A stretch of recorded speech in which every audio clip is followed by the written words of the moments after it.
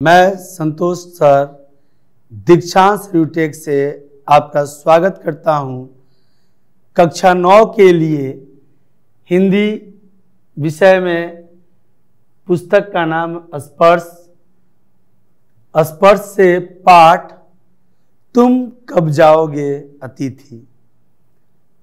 तुम कब जाओगे अतिथि, जिसके लेखक हैं शरद जोशी। शरद जोशी जी की यह बड़ा ही उत्कृष्ट रचना है। इस रचना के माध्यम से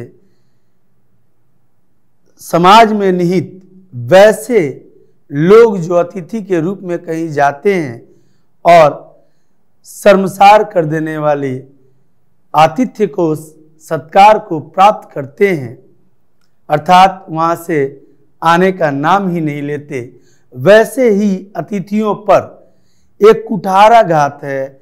समाज में निहित ऐसी सोच, ऐसी विचारधारा के विपरीत जाकर शरद जोशी जी ने जो यह रचना लिखी है, इसमें बहुत सारी चीजें ऐसी हैं जो हम कह नहीं पाते हैं, हम सिर्फ सोच कर रह जाते हैं। हम मन के अंदर जो अध्वनात्मक इकाइयों के अंतर्गत जो बातें हम समेट के रखते हैं, जिन्हें विचार कहा जाता है, जो हमारे भावों में निहित होता है, वह उकेर के अपने कलम, अपने लेखनी से उन्होंने शब्द का रूप दिया है, और ऐसा रूप दिया है जिसे नकारा नहीं जा सकता। शरद जोशी व्यंग्यकार तो थे ही, साथ में व्यंग्य के साथ साथ वह समाज के उन मुद्दों को, उन स्थितियों को उजागर करते थे जो सहज भाव से कोई कह नहीं पाता था। ऐसे अतिथियों की उन्होंने खूब खबर ली है इस पाठ में। आइए, यह पाठ का तीसरा भाग है। जैसा कि हम जानते हैं कि 9 और 10 क्लास में बड़े बड़े चैप्टर्स हैं, बड़े बड़े लेसन्स हैं, पाठ है, तो उस पाठ को एक वीडियो में समेटना, एक क्लास में समेटना मुश्किल है। अतः चूंकि क्लास का जो ड्यूरेशन होता है उसके मैप को देखना जरूरी होता है, तो यह 3 पार्ट में बना हुआ है। छात्रों, इसके पहले वाले 2 पार्ट में जो बातें हम लोगों ने समझी हैं, उसमें मुख्य जो बिंदुएं हैं मैं आपके सामने एक रीकैप के रूप में रख रहा हूं। शरद जोशी के यहाँ लेखक अपने आप की घटनाक्रम को दर्शाते हुए यह लिखते हैं कि 4 दिनों के बाद, शुरुआत पाठ की हो रही है कि अतिथि उनके यहाँ आए हैं और 4 दिनों के बाद उनके मन की जो भावनाएं उत्पन्न हो रही हैं, उनके और उनकी पत्नी के उन भावनाओं को वह लेखनी से लिखकर एक लेख के रूप में हमारे सामने अपनी विचारधारा प्रस्तुत करते हैं। उसमें वो लिखते हैं कि 4 दिनों के बाद भी अतिथि जाने का नाम नहीं ले रहे हैं। अतिथि तो वैसे होते हैं जो 2 दिन, 1 दिन रहे और उसके बाद वह जाने के लिए कहें, और अगर मना भी करता है, घर वाले लोग करते हैं कि नहीं नहीं आप मत जाइए, आप रहिए ना और 1-2 दिन, तो भी वो न माने और चले जाएं, वो अतिथि होते हैं।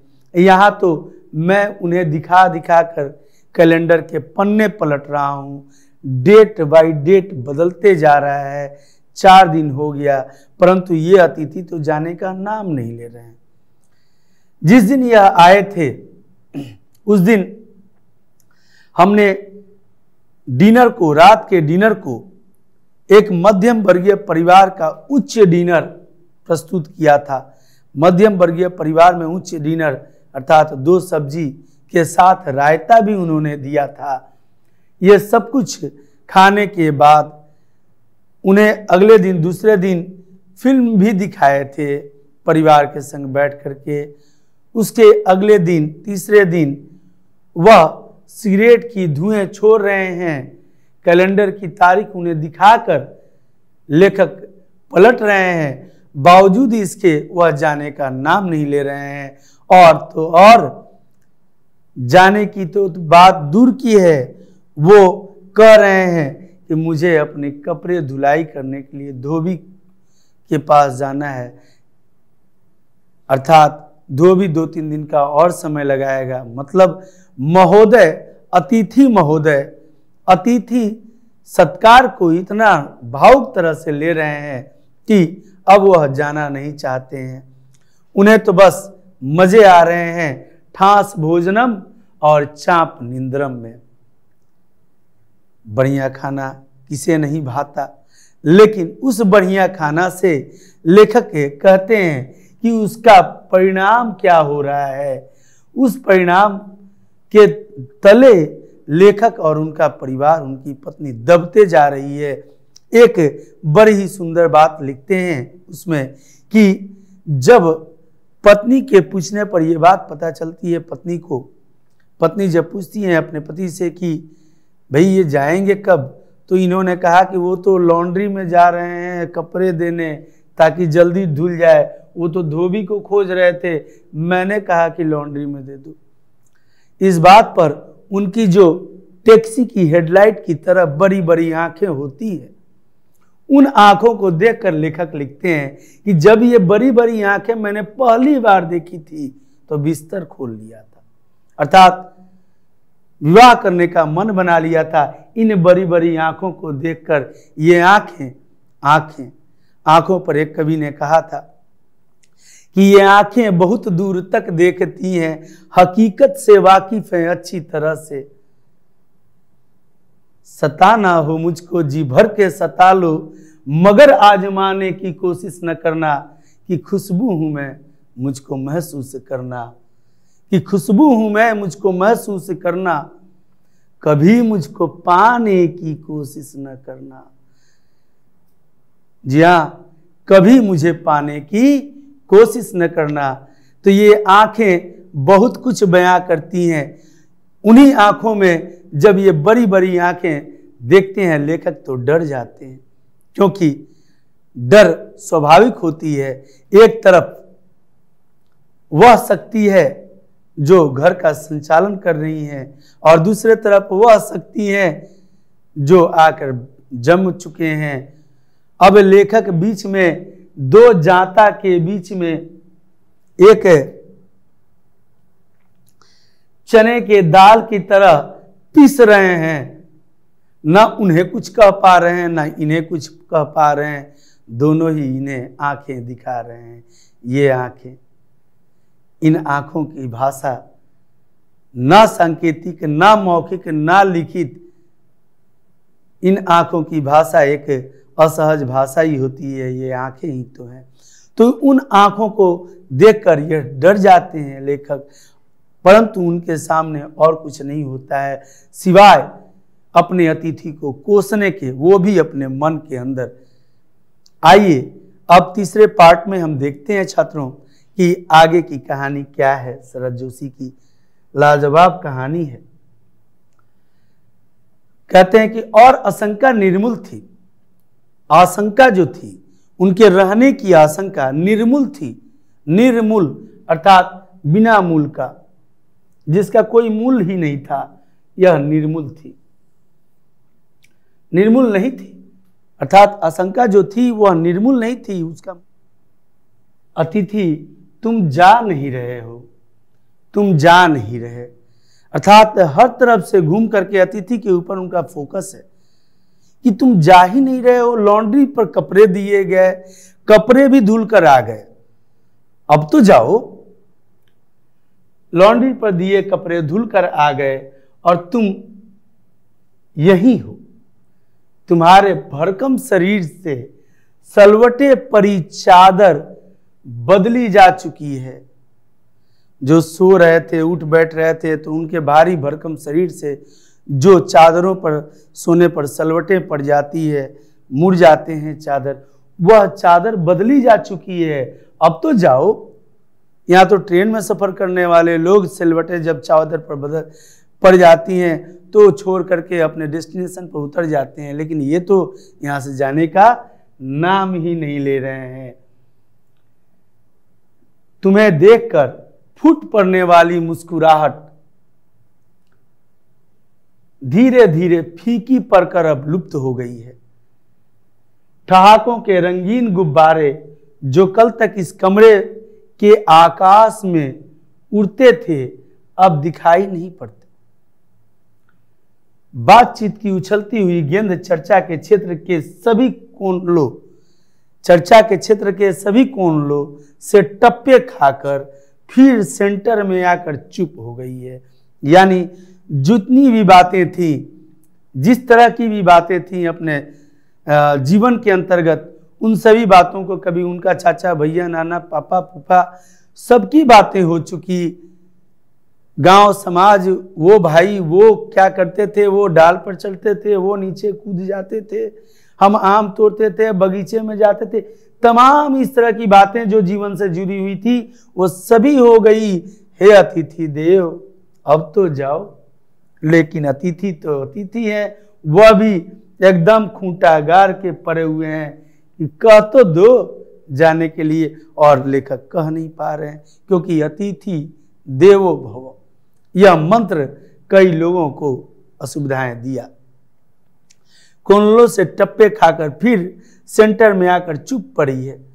अब इसे न तुम हिला रहे हो न मैं, अर्थात बातें तो खत्म हो चुकी हैं, अब बातें ऐसी हैं ही नहीं हम दोनों के बीच जो हम लोग करें। तब अब कैसे रह रहे हैं लेखक और अतिथि। तो कल से मैं उपन्यास पढ़ रहा हूं। एक कोने में बैठ के लेखक उपन्यास पढ़ रहे हैं और तुम फिल्मी पत्रिका के पन्ने पलट रहे हो, और ये जो है ये फिल्मी पत्रिका के पन्ने पलट रहे हैं। अर्थात बातें इन दोनों के बीच अब नहीं रही, तमाम तरह की बातें हो चुकी हैं, अब कोई बातें नहीं है, फिर भी अरे हुए हैं। लेखक का यही सोच है कि अब क्यों अरे हुए हैं भाई। शब्दों का लेन देन मिट गया और चर्चा के विषय चुक गए, यानी कि अब कोई भी विषय बाकी नहीं है, सारे विषयों पर चर्चाएं हो चुकी हैं। परिवार, बच्चे, किन किन विषयों पर इनकी बातें हुई थी, अक्सर यही बातें अतिथियों के साथ होती हैं। क्या क्या? तो परिवार, बच्चे, नौकरी, फिल्म, राजनीति, रिश्तेदारी, तबादले, पुराने दोस्त, परिवार नियोजन, महंगाई, साहित्य, और यहाँ तक कि आंख मार मार कर हमने पुरानी प्रेमिकाओं का भी जिक्र कर लिया, और अब एक चुप्पी है। और क्या है? अब एकमात्र चुप्पी है। यानी कि परिवार, बच्चे, नौकरी, फिल्म, राजनीति, रिश्तेदारी, नातेदारी, तबादले, पुराने दोस्त, परिवार नियोजन, और यहाँ तक कि अंत में साहित्य, और अंत में यहाँ तक कि अपने बचपन में कब कहाँ क्या क्या करते थे, कैसे करते थे, कभी इशारे के माध्यम से खेलने चले जाते थे, कभी प्रेमी प्रेमिकाओं की बातें होती थी। इन तरह की तमाम बातें हो चुकी, अब शब्द विराम हो चुका है, अब शब्द के पंख नहीं है, पंख टूट चुके हैं। हमारे पास अब कहने को कुछ नहीं है, और ना ही तुम्हारे पास हमसे कुछ कहने को है, तो अब तुम क्यों खड़े हो यहाँ? भावनाएं, सौहार्द अब सने सने बोरियत में रूपांतरित हो रहा है। क्या रूपांतरित हो रहा है? सौहार्द अब सने सने बोरियत में रूपांतरित हो रहा है। सने सने का अर्थ होता है धीरे धीरे। सौहार्द माने आपसी जो मिलाप की भावना है, आपसी जो सौहार्द है, प्रेम और सौहार्द, आपसी जो एक दूसरे के प्रति आकर्षण की भावना है, वह विलुप्त होते जा रही है, वो खत्म होते जा रही है। और धीरे धीरे यह खत्म होते होते हम दोनों के बीच बोरियतें आ रही हैं। अर्थात संबंध तो ऐसा होना चाहिए जो आगे के लिए भी सही रहे, लेकिन यहाँ अतिथि इतने न उकता देते हैं कि अब उस संबंध पर भी प्रश्न चिन्ह उठेगा। कदाचित कभी उनके आने की खबर सुन करके ऐसे ही लोग झूठ बोल दिया करते हैं कि मैं तो इस शहर में ही नहीं हूँ, 4 दिन के लिए अमेरिका गया हूँ, जर्मनी, जापान, फ्रांस गया हूँ, या फिर कुछ नहीं तो भी कह देते हैं कि मैं शहर से बाहर हूँ, ताकि न आए आप। भावनाएं गालियों का स्वरूप ग्रहण कर रही है। अब जो भावनाएं तुम्हारे प्रति थी अब गालियों में बदल रही है। किस अदृश्य गोंद से तुम्हारा व्यक्तित्व यहां चिपक गया है, मैं इस भेद को सपरिवार नहीं समझ पा रहा हूं। देखिए कितने अलंकृत शब्दों का इन्होंने प्रयोग किया है कि किस अदृश्य गोंद से, गोंद साटने का एक गोंद होता है जिससे साटा जाता है, तो अदृश्य गोंद से तुम्हारा व्यक्तित्व यहां चिपक गया है, मैं इस भेद को सपरिवार नहीं समझ पा रहा हूं। बार बार यह प्रश्न उठ रहा है कि तुम कब जाओगे अतिथि।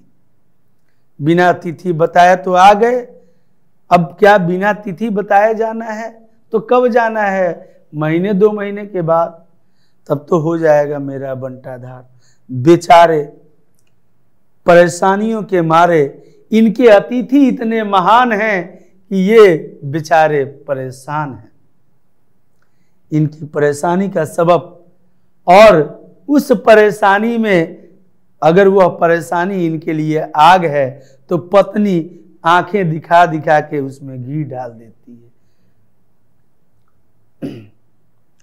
अगले पंक्तियों में लेखक लिख रहे हैं कि कल पत्नी ने धीरे से पूछा था। क्या पूछा था? कब तक टिकेंगे ये, कब तक टिकेंगे ये?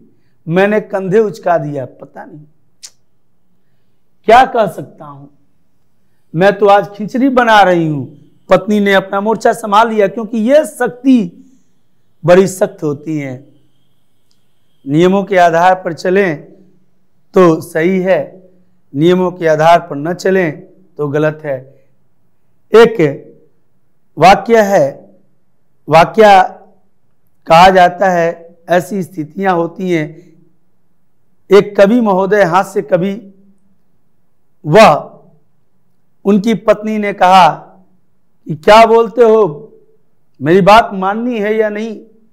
उन्होंने अपने हास्य व्यंग्य के अंतर्गत ही कहा कि जो तुम्हें हो पसंद वही बात करेंगे, तुम दिन को कहो रात तो हम रात कहेंगे। अर्थात घर में होम मिनिस्टर की चलती है। अब यहाँ पत्नी कही कि मैं तो अब आज खिचड़ी बनाने वाली हूँ, इनको दोनों वक्त डिजाइन का वैरायटी का इनको खिला करके हम लोग और इनको रखने के लिए, रहने के लिए विवश कर रहे हैं। ये सोच रहे हैं कि भाई यहाँ तो इनके घर में तो खाना का गोडाउन है, आज खिचड़ी खिलाऊंगी, अपने कल भाग जाएंगे। देखिए इनकी क्या ये भी चाल सफल होती है। मैं तो आज खिचड़ी बना रही हूँ, हल्की रहेगी।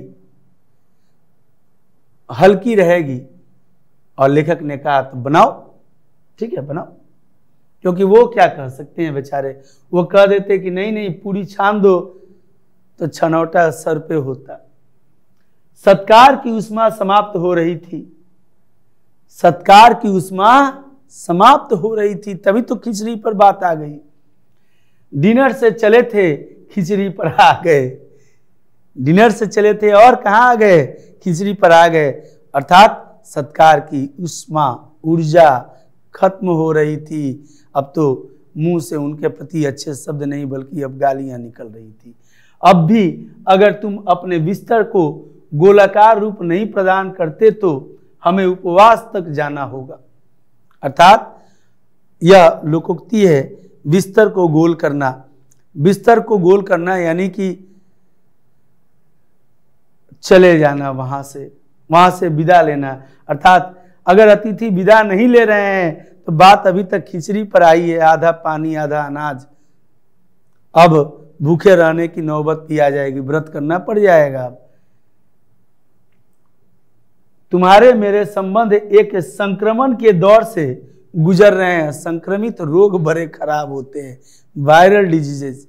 यह प्रतिदिन दिन और रात दोनों ही बदलते रहते हैं, बढ़ोतरी करते हैं, और यह संक्रमण हो रहा है। अर्थात एक बातों से कई बातें बन रही हैं और वह बातें जो प्रेम के साथ शुरू हुई थी घृणा में बदलते जा रही हैं।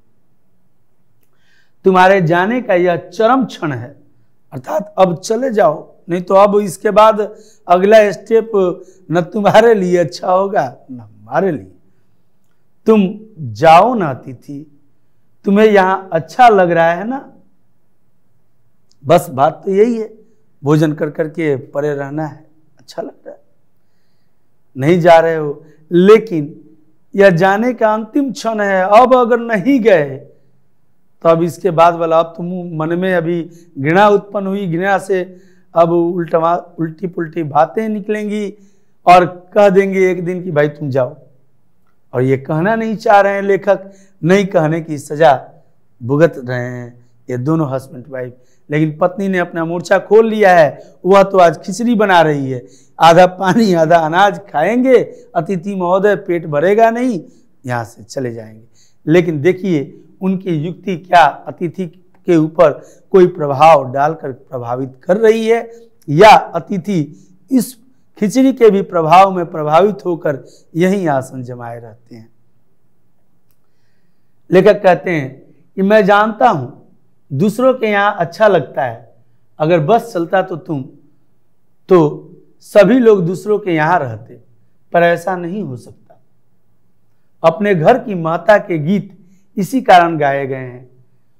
होम को इसी कारण स्वीट होम कहा गया है, होम को स्वीट होम कहा गया है। अर्थात अतिथि को तो कुछ कह नहीं पा रहे हैं लेखक, लेकिन अपने मन में कह रहे हैं कि अतिथि अब तो जाओ। अपना घर अपना होता है, यूं तो सबके घर अच्छा लगता है, अलग अलग घर में जाना, अलग अलग चीज़ों को देखना, अलग अलग वस्तुओं को, खाद्य पदार्थों को खाना, आराम फरमाना, ये किसको अच्छा नहीं लगता है? सबको अच्छा लगता है, सबको दूर का ढोल सुहावन लगता ही है, सबको अच्छा लगता है। दूसरे के हाथ का बना हुआ खाना, भोजन करना तथा बिना बर्तन माजे आराम से रहना, ये भला किसे शोभा नहीं देता, अच्छा नहीं लगता। लेकिन अपना घर तो अपना होता है, इसीलिए ना स्वीट होम कहा गया है। फिर भी ये नहीं जा रहे हैं। स्वीट होम कहा गया है कि लोग दूसरे के होम की स्वीटनेस को काटने न दौड़ें। तुम्हें यहाँ अच्छा लग रहा है, पर सोचो प्रिय कि शराफत भी कोई चीज होती है, और गेट आउट भी एक वाक्य है जो बोला जा सकता है। अपने खर्राटों से एक और रात गुंजायमान करने के बाद कल जो किरण तुम्हारे बिस्तर पर आएगी, वह तुम्हारे यहां आगमन के बाद 5वें सूर्य की परिचित किरण होगी। अर्थात चौथे दिन भी लेखक के अतिथि महोदय अपना जाने का नाम नहीं लिए। अब 5वें दिन अर्थात चौथे दिन भी वह रात को सोएंगे, और 5वें सूर्योदय अर्थात 5वें दिन भी क्या इनके जाने का अंतिम दिन हो या न हो। अगर नहीं होता है खिचड़ी खाने के बाद भी, तो अब आगे क्या होने वाला है देखिए। आशा है वह तुम्हें चूमेगी। कौन? सूर्य की पहली किरण जो 5वें दिन सूर्योदय के समय आएगी तुम्हारे बिस्तर पर, तुम्हें चूमेगी और तुम घर लौटने का सम्मानपूर्ण निर्णय ले लोगे।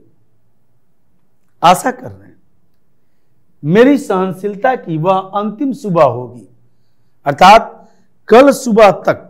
यह तय कर लेता है लेखक का मन कि कल सुबह तक हमारे अतिथि महोदय जगने के बाद अगर यह निर्णय नहीं लेते हैं कि हमें आज जाना है, तो मेरे सहनशीलता की बांध टूट जाएगी, और बांध टूटने पर तो सैलाब चल देता है। सैलाब अर्थात बाढ़ किसी को नहीं देखता, अर्थात वेलकम तो मैंने जिस मुंह से किया था अब उसी से गेट आउट भी कहूंगा।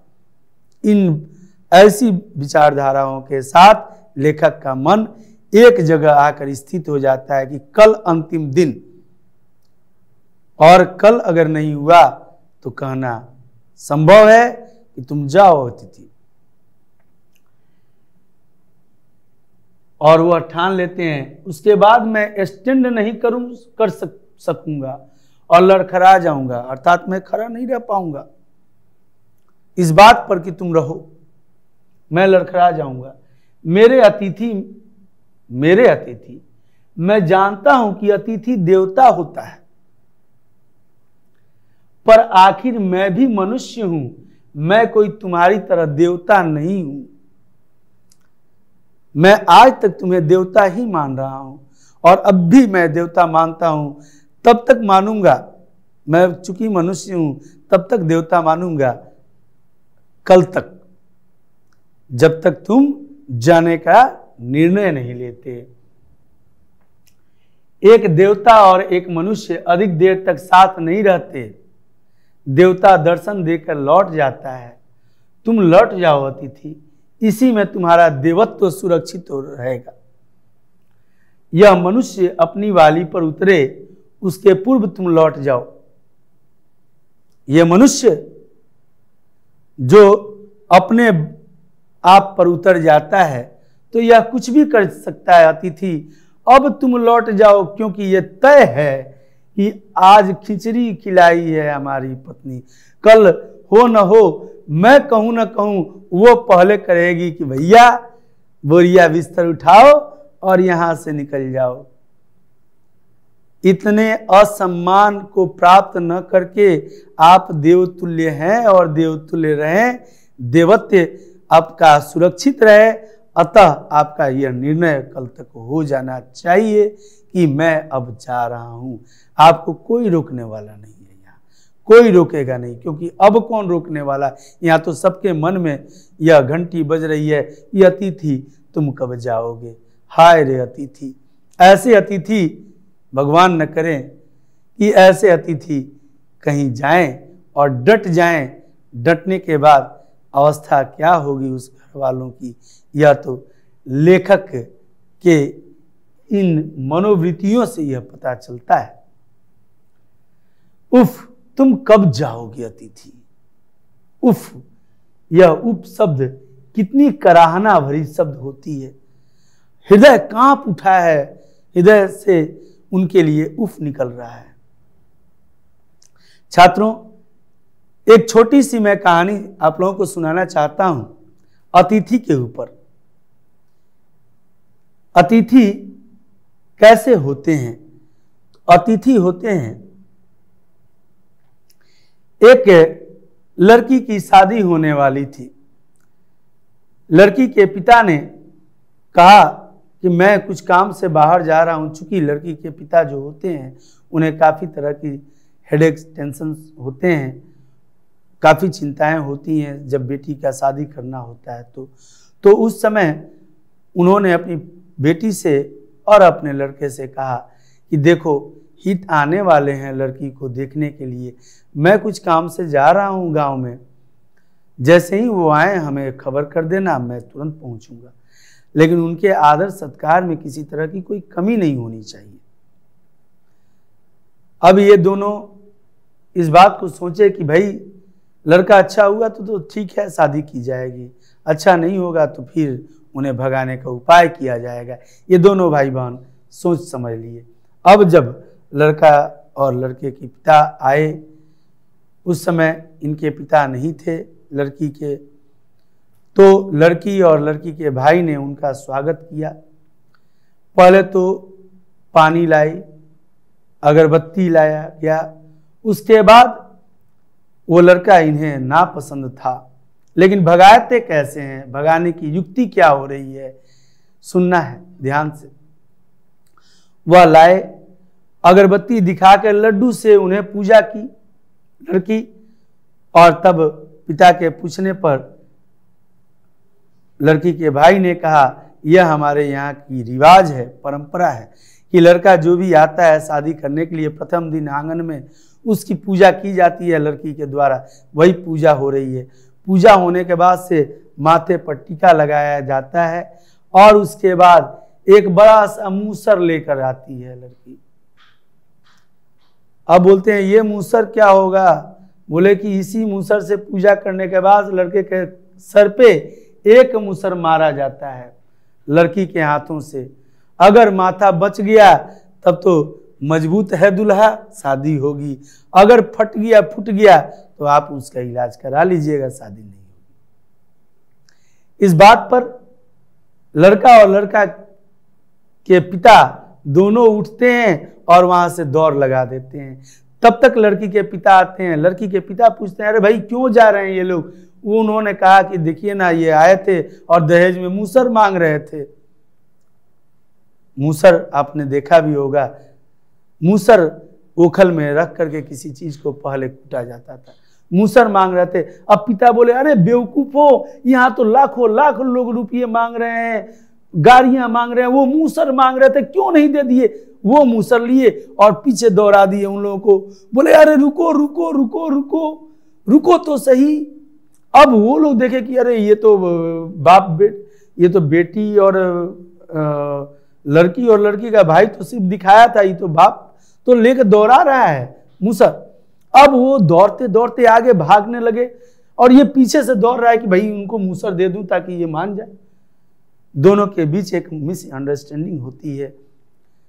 लड़का के पिता धोती वाले हैं, भागते भागते गांव के बांध को टपते टपते उनकी धोती भी खुल जाती है बेचारे। फिर भी धोती को पकड़ने के बजाय वह भाग रहे हैं कि मूसर से मारने आ रहा है और ये सोच रहे कि दोहरा रहे हैं कि अरे भाई मूसर आपको चाहिए दहेज में तो ले लो। ऐसे भी कुछ अतिथि हुआ करते हैं। भगवान न करे ऐसे अतिथियों का सत्कार आपको कभी करने का मौका प्राप्त हो। छात्रों, आशा करता हूं कि आप लोगों को यह पाठ बेहद गुदगुदाहट के साथ आपने पढ़ा, समझा और इससे पूछे जाने वाले तमाम सवालों के उत्तर बखूबी आप दे सकते हैं। इतनी सबलता तो निश्चय रूप से आपके पास है। अब मन के जीते जीत और मन के हारे हार होता है। छात्रों, यह 9th क्लास और 10th क्लास, ये 2 क्लास ऐसे क्लास होते हैं जिस समय काफ़ी तरह के बदलाव आपके अंदर हो रहे होते हैं। शारीरिक, मानसिक और प्रबुद्धता में भी कई बदलाव आ रहे होंगे। आप दुनिया को नज़दीक से देख रहे होंगे, आप समझ रहे होंगे, हर चीज़ को समझ रहे होंगे और उसी समझदारी के अंतर्गत यह भी समझना जरूरी है कि नौ के पहरा की तरह ही हमारा जीवन है।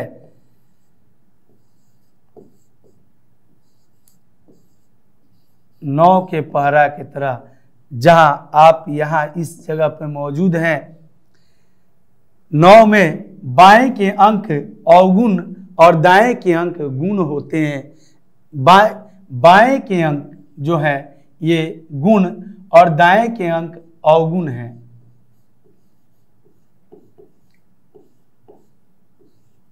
अर्थात जन्म के समय 9 अवगुणों के साथ मनुष्य रहता है। कुल गुण 16 होते हैं, 16 गुण होते हैं।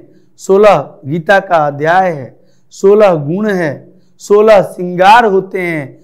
यह 16 में से 9 गुण, बाकी के गुण आप में लक्षित होते हैं, ईश्वर द्वारा प्राप्त होते हैं, प्रकृति द्वारा प्राप्त होता है। खाना और पैखाना कोई किसी को सिखाता नहीं, वो बाय डिफॉल्ट सेटिंग के साथ ही आदमी जन्म लेता है। लेकिन ये जो गुण है, ये 0 गुण से शुरू होता है जीवन और निरंतर आप जैसे जैसे उम्र के पड़ाव पर आगे बढ़ते जाते हैं, गुणों की संख्या बढ़ती है और अवगुणों की संख्या घटते जाती है। निसंदेह यहाँ तक आने के बाद आप अपने बुद्धि क्षमता में विकास चाहते हैं तो निरंतर यही धारा बना करके आप आगे बढ़िए और गुणों की संख्या में बढ़ोतरी कीजिए और गुणों को घटाइए, ताकि आप यहां तक सर्वशक्तिमान सर्वज्ञ बन सकें। सर्वज्ञ इस धरा पर तो कोई है नहीं, परंतु ये मान लें अगर हम कि सर्वज्ञ कोई नहीं है और चलना ही छोड़ दें कि भाई कोई बन ही नहीं सकता तो क्यों मैं आगे बढ़ूं, तो क्या बहुज्ञ कोई बन सकता है? बहुत कुछ जानने वाला नहीं बन सकता। निसंदेह आपकी क्वालिटी आपके जानकारी के अंदर छुपी हुई है और आपके जानकारी में ही आपका परिचय निहित है। परिचय, प्रथम परिचय पोशाक होता है, द्वितीय परिचय आपकी बातचीत करने की शैली होती है। ये बातचीत करने की शैली शिक्षा के प्रभाव में होती है। जो जितना शिक्षित होता है, जिस प्रकार का शिक्षित होता है, पहनावा अलग मायने रखता है और बातचीत का तरीका अलग मायने रखता है। यह मायने हमें शिक्षा का पर्याय दर्शाता है। यह दर्शाता है कि बातचीत करने वाला व्यक्ति वास्तव में कितना शिक्षित है। अतः यह शिक्षा का, यहाँ से कई छात्र गलतियां करते हैं और पुनः इधर रिवर्स हो जाते हैं। रिवर्स नहीं होना है, आपको आगे का सफर तय करना है, अग्रसर होना है अपने लक्ष्य की तरफ। अपने लक्ष्य को साध कर लक्ष्य की तरफ अग्रसर होना ही मनुष्य का कर्तव्य बनता है। जिन कर्तव्यों के पालन हेतु कर्म को गीता के सार के अंतर्गत कर्मण्येवाधिकारस्ते मां फलेषु कदाचन मां कर्म फल हेतु ब्रह्म यदा यदा हि धर्मस्य कहते हुए कृष्ण ने व्याख्या की है।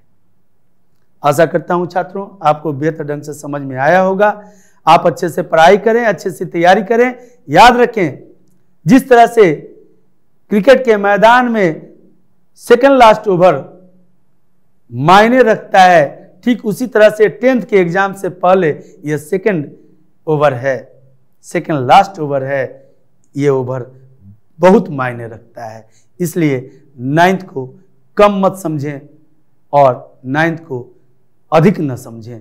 9th को लेवल में लाने के लिए हमेशा अपने कर्मठता से अग्रसर हों, आगे बढ़ें। अगले पाठ को लेकर अवश्य आऊँगा आपके सामने फिर। तब तक के लिए धन्यवाद। आपका दिन मंगलमय हो।